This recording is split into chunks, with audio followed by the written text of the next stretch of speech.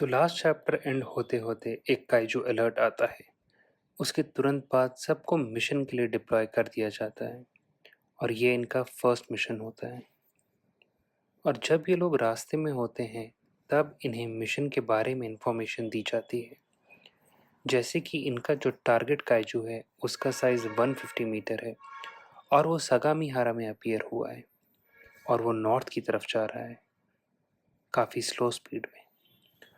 और तब तक सेल्फ डिफेंस फोर्स वहाँ से सारे सिटीजन्स और सप्लाईज को इवैक्यूएट कर रही है।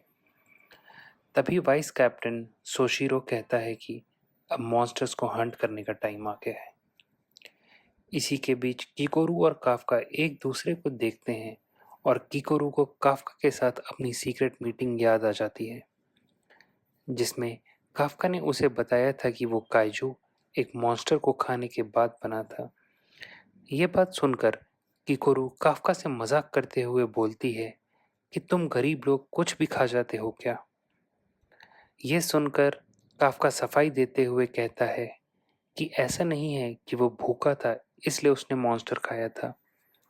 हंसी मजाक के बाद काफका सीरियस होकर कहता है कि उसने अपने ट्रांसफॉर्मेशन के बारे में सेल्फ डिफेंस फोर्स को बता देना चाहिए, लेकिन किकोरू उसे रोकते हुए कहती है कि पहली बात वो ये सीक्रेट जानते ही उसे मार देंगे, लेकिन मान लो अगर वो उसे जिंदा छोड़ भी देते हैं उसके बाद भी वो उनके लिए एक लैब एक्सपेरिमेंट की तरह ही रहेगा जिस पर वो दिन रात एक्सपेरिमेंट करेंगे।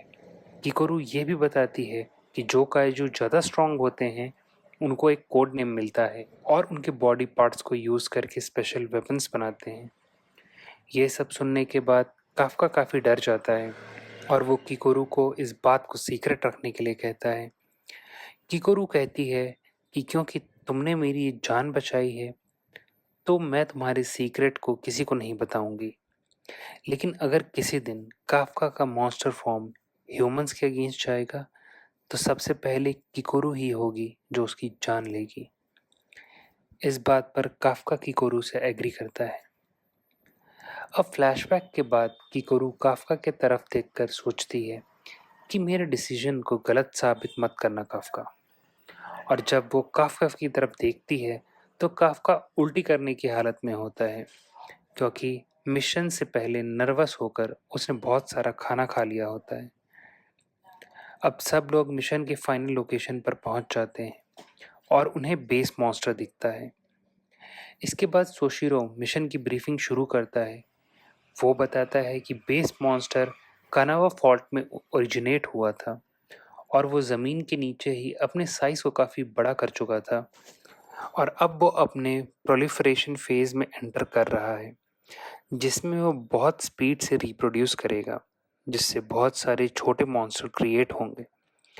कमांडर आशिरो बेस मॉन्स्टर को संभाल लेगी, लेकिन असली प्रॉब्लम छोटे मॉन्स्टर्स होंगे जो बेस मॉन्स्टर से जनरेट होंगे। इसके बाद सभी लोगों को जोन्स के बारे में बताया जाता है और उन्हें टास्क मिलता है कि कोई भी मॉन्स्टर इन जोन से बाहर नहीं जाना चाहिए। सोशिरो बताता है कि इस मिशन के सक्सेस और फेलियर इस बात पर डिपेंडेंट है कि हम कितनी प्रॉपर्टीज़ को डैमेज होने से बचा सकते हैं, क्योंकि उन्हें रिकंस्ट्रक्ट करने में बहुत टाइम और पैसा लगता है। और अभी प्लेटून में सब न्यूबी हैं, इसलिए वो फॉर्मेशन में सबसे लास्ट में रहेंगे, लास्ट लाइन ऑफ डिफेंस की तरह। इसके बाद सभी लोग रेडी होने लगते हैं और काफका को अचानक सोशिरो की ट्रेनिंग की बात याद आती है। ट्रेनिंग ग्राउंड में तुम कितना ही अच्छा परफॉर्म कर लो, उससे किसी की जान नहीं बचती।